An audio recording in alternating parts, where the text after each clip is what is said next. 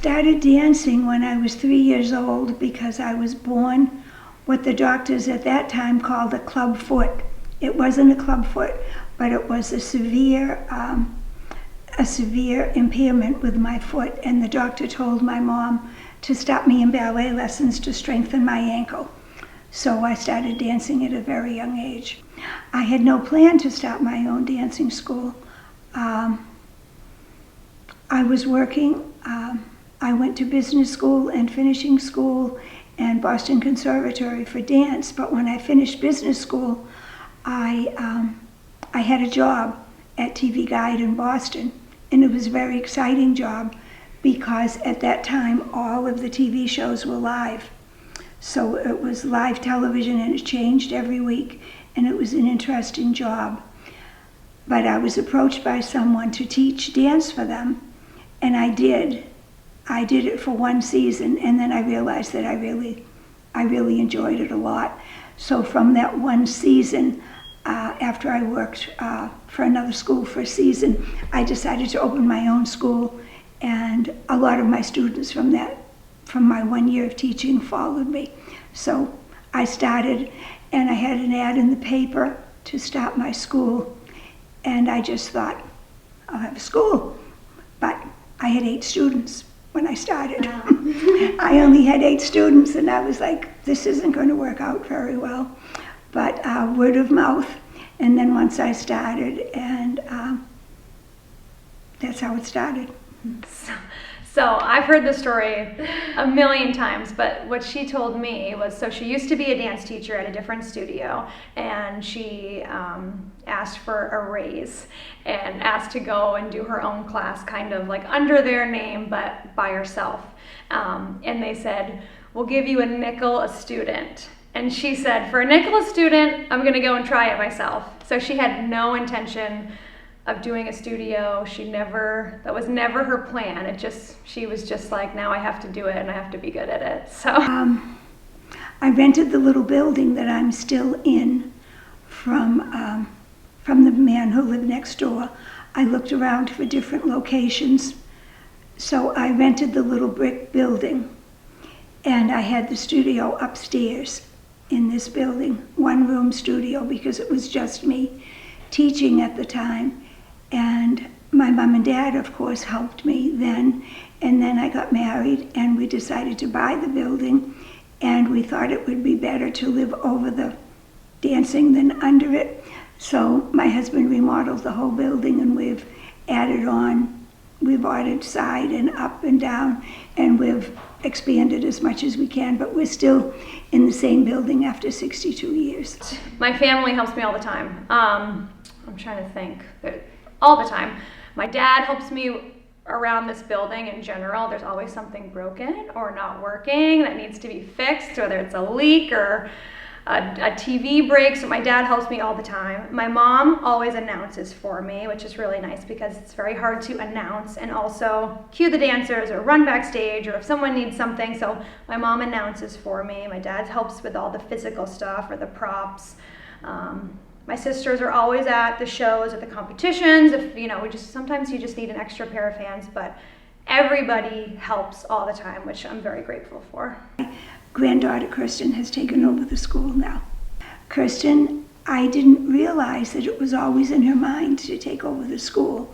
She was always there, and she's danced and competed and studied, and she went to college and majored in dance and business, which prepared her very well for taking over the school. She's a very hard worker.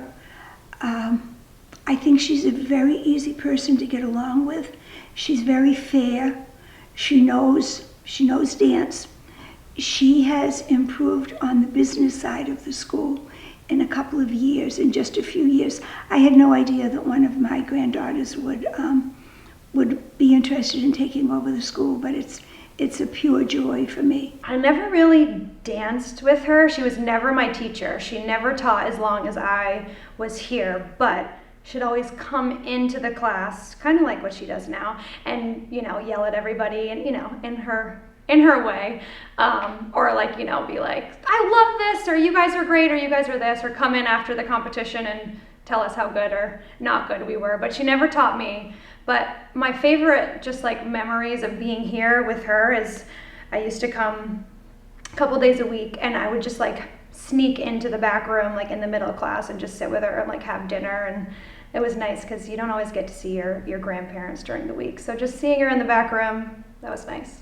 I don't even know. I just like said it when I was like in middle school. I was like, I'm gonna do what you do, Mimi. And she kind of laughed and was like, yeah, sure, maybe one day. And I was like, no, I'm gonna do what you do. I wanna do exactly what you do. And then I just loved it more and more as I got older, and I assisted here, and then I went to school and I was like, yep, that's what I'm doing. And I kind of just never thought of doing anything else. It was just this. So I've done like a lot of different things outside of here. After I graduated, I went to Providence College where I danced for the company there. I worked at a dance competition where I assisted with master classes, which was really fun because that was all different teachers, all different styles, and then all different, people that went to the competition, which was just a lot of exposure to different people, which I'm still friends with today. And then after that, I danced for a couple dance teams from like the Spinners and the Cannons, and that was really fun because that was like performance based. So a little bit of everything. I've trained just like one-on-one with some people, but the dance world is really small. So it's funny how everyone always comes back around, which is really nice. So you get to see them again and check in. It's a very special business because it isn't just a business.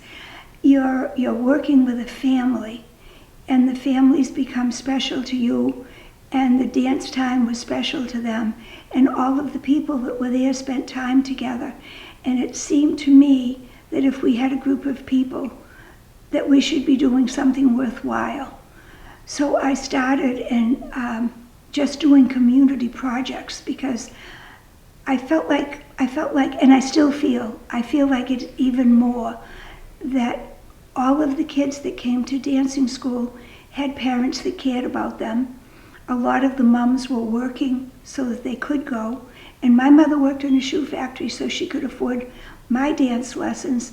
So I felt like we should be seeing if they could all do something to help someone besides themselves. So we did shows at the Rentham State Hospital. We'd bring our costumes there. We did the Brockton VA Hospital. We did a lot of nursing homes just so that everybody could see that everybody wasn't as fortunate as themselves. So we did a lot of community service. And now each year we select a certain charity to be the beneficiary of whatever projects we do that year.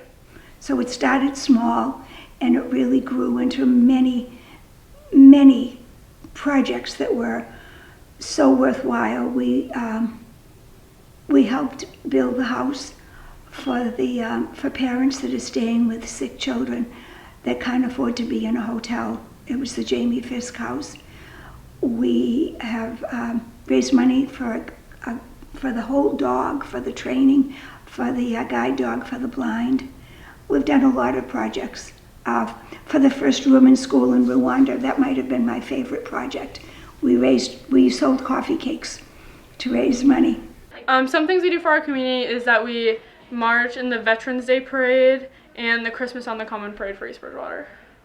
I think I have to say the parades. I love the parades. It's always just a good day. Everyone's excited. It's like we're all meeting in the morning. We get to be outside. We get to see everyone in the town. I'd have to say the parades for sure. We do Tutu Week, where you donate money to wear a tutu to dance for a week. And we do the Giving Tree during Christmas time. There's so many. We always say, all the teachers, and whenever we talk, we're like, the least important thing that we do here is dance. Obviously dance is important, but it's the least important. There's so many emotions and different things that the kids will learn in the classroom aside from that. But I think the most important that we try to teach here is just to be a good person. So, to your teachers, to your fellow classmates, to the other schools that you see, just be a good person, because there's so many people out there who are, you've experienced, not being nice to you or not being a good teammate or not cheering you on. And so if we can take this little pod of kids here and make them really nice humans, that will continue in the community. That's really the most important. I have learned to never give up on myself. because they like always like boost our confidence. I've built confidence in myself. I've tried new things, stepped out of my box. Definitely learned teamwork. I think the recital is a huge benefit, not only for dance but for your life, to be able to stand up in front of a crowd or an auditorium full of people and perform and have confidence and be accepted by the audience and know that the work that you put in made for a successful performance. One of my favorite quotes is, "The way you do anything is the way you do everything." And I've found that that's when you see students in class, the ones that are hardworking and successful at dance are successful in life. But dance class, for your body, for your health, for your well-being, for your friendships, for every part of your life, dance is wonderful. It helps with everything.